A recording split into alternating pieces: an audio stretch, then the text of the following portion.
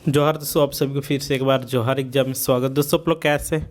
मेरे ख्याल से अच्छे और अच्छे से अपना प्रिपरेशन कर रहे होंगे। तो दोस्तों रोजाना की तरह में फिर से आप लोग के लिए झारखंड महिला सुपरवाइजर का इंपॉर्टेंट साइंस 20 क्वेश्चन लेके आए हैं, जो कि दोस्तों ये मोस्ट इंपॉर्टेंट रहने वाला है। ठीक है।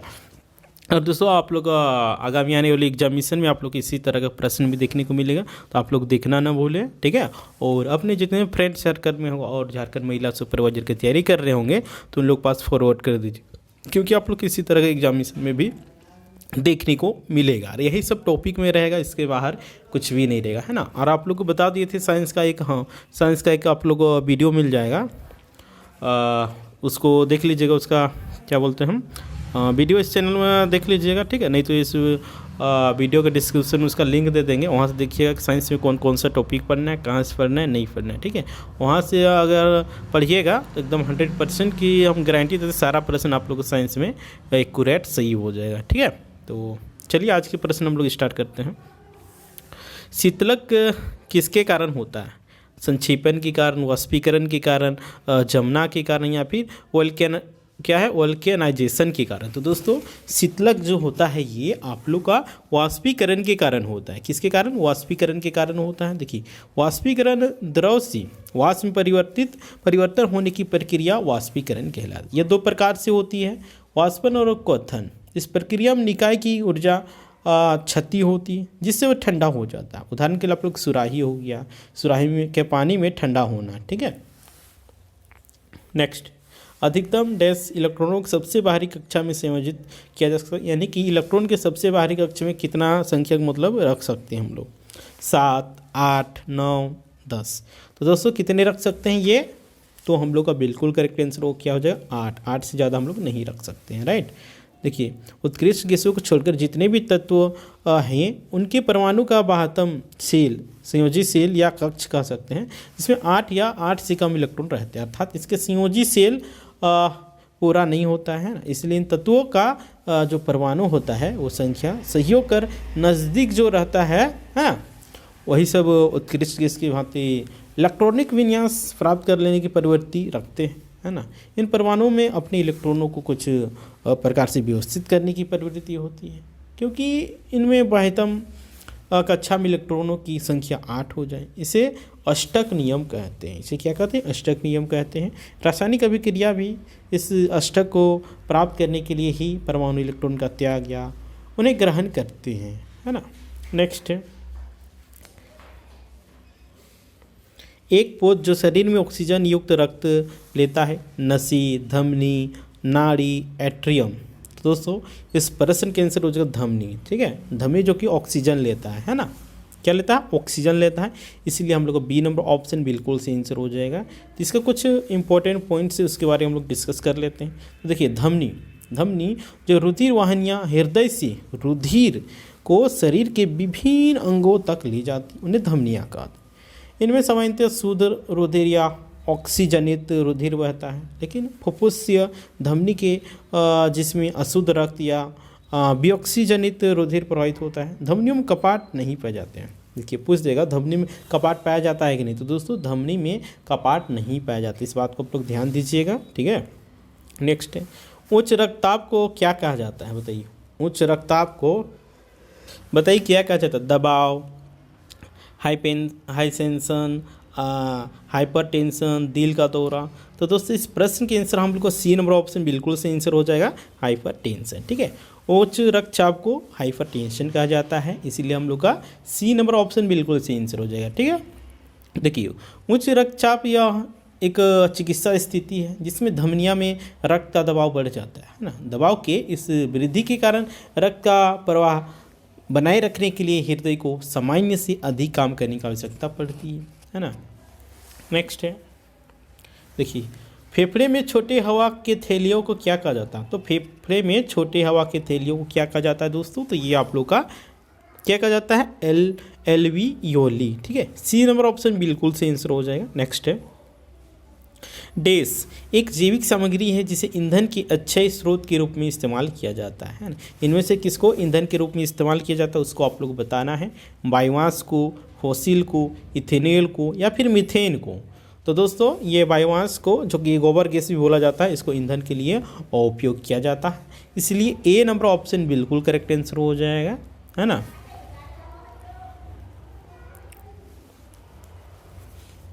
नेक्स्ट है डैश, यह परमाणु के नाभिक में संग्रहित होता है। कौन परमाणु के नाभिक में संग्रहित होता है? गुरुत्वाकर्षण ऊर्जा, दीप्तिमान ऊर्जा, तापीय ऊर्जा, परमाणु ऊर्जा। तो दोस्तों कौन?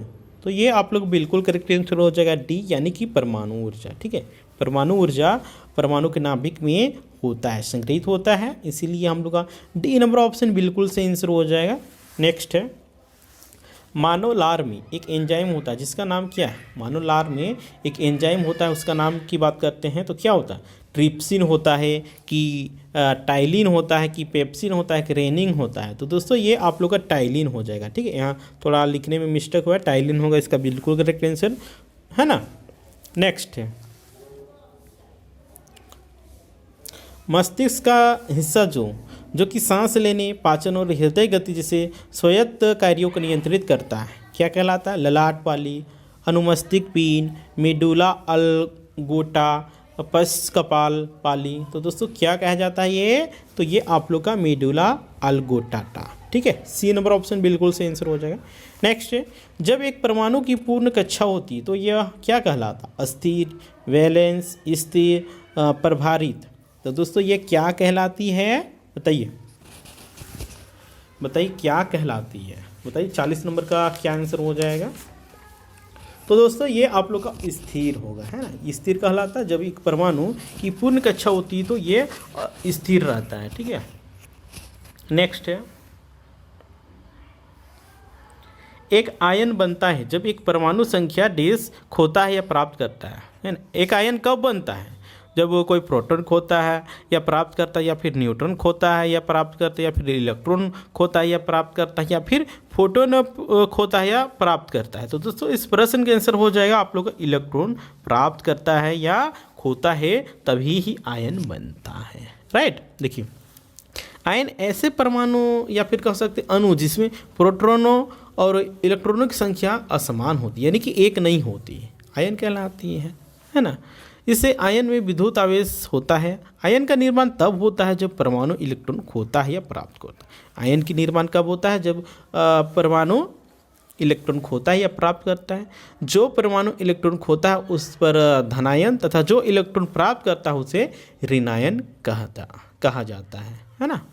नेक्स्ट है जब कार्बन डाइऑक्साइड को चूने के पानी में पारित किया जाता है तब उसका रंग कैसा हो जाता है? जब कार्बन डाइऑक्साइड को चूने के पानी में डाला जाता है तो उसका रंग कैसा हो जाता है? नीला हो जाता है, बैंगनी हो जाता है, हरा हो जाती है, फिर दुधिया हो जाता है। तो दोस्तों कैसा हो जाता है? ये दुधिया कलर को हो जाता है। ठीक है, नेक्स्ट है एक संपत्ति जिसके द्वारा एक तत्व विभिन्न भौतिक गुणों वाले विभिन्न रूपों में मौजूद हो सकता है उसे क्या कहते हैं? आइसोटॉप कहते हैं, रेडियोमोट्रिक डेटिंग कहते हैं, एलोट्रॉफ कहते हैं, हाफ लाइफ कहते हैं। तो दोस्तों क्या कहते हैं? ये एलोट्रॉफ। ठीक है, सी नंबर ऑप्शन बिल्कुल सही आंसर हो जाएगा। राइट, नेक्स्ट है NaOH एक डैश क्या है? बेस है, एसिड है, अल्काइलिन है, क्लोराइड है। तो दोस्तों ये क्या है? तो ये बेस है ना। NaOH क्या है? एक प्रकार का बेस है। ठीक है, नेक्स्ट है देखिए सोडियम हाइड्रोक्साइड एक उच्च कोटि का क्षार है जिसका रासायनिक सूत्र होता है, जैसा कि देखिए सोडियम हाइड्रोक्साइड का सूत्र है। ठीक है, इसको हम लोग धवन सोडा के नाम से भी जानते हैं, है ना। और इसका उपयोग की बात करते हैं तो कागज़ हो गया, वस्त्र उद्योग हो गया, पेयजल, साबुन, डिटर्जेंट, ये सब के निर्माण में इसका साफ करने के लिए इसका प्रयोग किया जाता है। यानी कि कह सकते हैं कि सोडियम हाइड्रोक्साइड का प्रयोग डिटर्जेंट के रूप में हम लोग इस्तेमाल करते हैं। साफ शब्दों में समझ सकते हैं, है ना। नेक्स्ट है घेंगा रोग के उपचार में डैश का आइसोटोप उपयोग किया जाता है। घेंगा रोग के उपचार के लिए किस चीज़ का प्रयोग किया जाता है? यूरेनियम का, आयोडीन का, कार्बन का या फिर हाइड्रोजन का। तो दोस्तों घेंगा रोग के उपचार में हम लोग का बेसिकली आयोडीन है। देखिए आप लोग स्कूल में जब जाते होंगे, सरकारी स्कूल से जो होंगे वो समझ रहे होंगे कि प्रभात फेरी एक निकलता है। ठीक है, सरकारी स्कूल में तभी नहीं बोलता है आयोडीन खाएंगे घेंघा रोग को दूर भगाएंगे। तो आयोडीन की कमी से ही घेंघा रोग होता है ना। वही पूछ रहा है घेंघा रोग के उपचार में कौन मतलब उपयोग होता है, तो आयोडीन होता है ना। नेक्स्ट है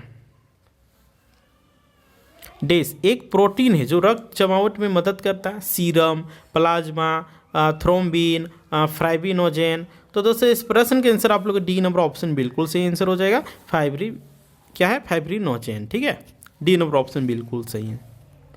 देखिए फाइब्रिनोजेन एक प्रोटीन है जो रक्त के थक्के बनाने में मदद करता है और इसकी उत्पत्ति यकृत यानी कि लीवर द्वारा होता है। यकृत को लीवर कहा जाता है ना। नेक्स्ट है पशु व्यवहार के अध्ययन को क्या कहा जाता है? कवक विज्ञान, पारिस्थितिकी, आचार विज्ञान, उत्तक विज्ञान। तो दोस्तों ये क्या कहा जाता है? ये आचार विज्ञान कहा जाता है, यानी कि सी नंबर ऑप्शन बिल्कुल से आंसर हो जाएगा। नेक्स्ट है न्यूटन का पहला लॉ ऑफ मोशन इस नाम से जाना जाता है, यानी कि न्यूटन का पहला लॉ किस नाम से जाना जाता है? Law of action, law of reaction, law of acceleration या फिर लॉ ऑफ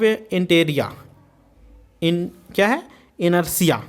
तो इस प्रश्न का आंसर हो जाएगा लॉ ऑफ इनर्सिया, राइट, जो कि डी नंबर ऑप्शन बिल्कुल से आंसर हो जाएगा। देखिए न्यूटन का पहला गति नियम, यदि कोई वस्तु विराम अवस्था में है और तो वह विराम अवस्था में ही रहेगी, या यदि कोई वस्तु एक चाल से सीधी रेखा से चल रही है तो वह वैसे ही गति करती रहेगी जब तक कि उस पर कोई बाह्य बल अगर उसकी वर्तमान अवस्था में परिवर्तन ना किया जाए, है ना। न्यूटन का इस नियम को गैलीलियो का नियम का जड़त्व कहा जाता है ना। इस नियम से ही बल की परिभाषा व्याख्यात हुआ है ना। तो ये सब पॉइंट जितना हम बता रहे हूँ सब थोड़ा आप कॉपी पेन लेके नोट डाउन करते जाइएगा, ठीक है, क्योंकि सबसे प्रश्न बनता है तो जाहिर सी बात है आप लोग एग्जामिनेशन में भी देखने को मिलेगा, है ना।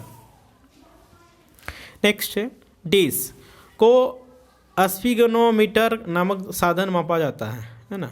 किससे स्फिग्नोमीटर नामक साधन मापा जाता है? रक्त शर्करा स्तर, वजन, तापमान, रक्तचाप। तो स्फिग्नोमीटर से क्या मापा जाता है मित्रों? तो ये आप लोग का रक्तचाप होता है, उसको मापा जाता है, राइट। देखिए सामान्य मनुष्य का रक्तचाप आप लोग 120/180 होता है, ठीक है। सामान्य मनुष्य का रक्तचाप कितना होता है? 120/80 होता है ना। नेक्स्ट है हम आज की लास्ट प्रश्न की बात करते हैं। तो प्रकाश संश्लेषण के लिए कुल डैश का केवल 1% सभी हरे पौधों द्वारा अवशोषित होता है। क्या बोला? देखिए फिर ध्यान से सुनिएगा, ठीक है। देखिए प्रकाश संश्लेषण के लिए कुल डैश का केवल 1% सभी हरे पौधों द्वारा अवशोषित होते हैं। सौर विकिरण, जल संसाधन, नाइट्रस, क्लोरोफिल। तो दोस्तों इस प्रश्न का आंसर आप लोग हो जाएगा सौर विकिरण, ठीक है। ये नंबर ऑप्शन बिल्कुल से आंसर हो जाएगा, है ना। तो उम्मीद करते हैं कि सेशन आप लोग पसंद लग रहा हो तो दोस्तों लाइक करें, कमेंट करें और वीडियो को ज़्यादा से ज़्यादा शेयर करें, ताकि जितने भी झारखंड महिला सुपरवाइजर की तैयारी करने वाले अभ्यर्थीगण होंगे उन लोग पास फॉरवर्ड कर दीजिए, क्योंकि उन लोग का फ़ायदा होगा, ठीक है। आप लोग फ़ायदा कर रहे हैं तो आपके साथ साथ एक सफल इंसान कौन कहलाता है? जो अपने के साथ साथ दूसरों को भी भलाई करता है ना। इसलिए सभी को भलाई करने की आवश्यकता है, ठीक है। तो ठीक है, फॉरवर्ड कर दीजिए। और आप लोग इस चैनल में नए होंगे तो रिक्वेस्ट है कि सब्सक्राइब कर लीजिए और बेल आइकन को प्रेस कर दीजिए, तभी आप लोग नोटिफिकेशन मिल सकेगा, तभी आप लोग क्लास को कर पाइएगा और अपनी एग्जामिनेशन को अच्छा बैलेंस बनाकर स्कोर कर सकिएगा तो नौकरी भी आप लोग इजीली मिल जाएगा, ठीक है। बस आप लोग जितना बता रहे हो उतना सिर्फ करिएगा ना, तो आप लोग हम लिख के दे रहे हैं 100% आप लोग को सफलता अवश्य मिलेगा, ठीक है। तो ठीक है, फिर मिलते हैं।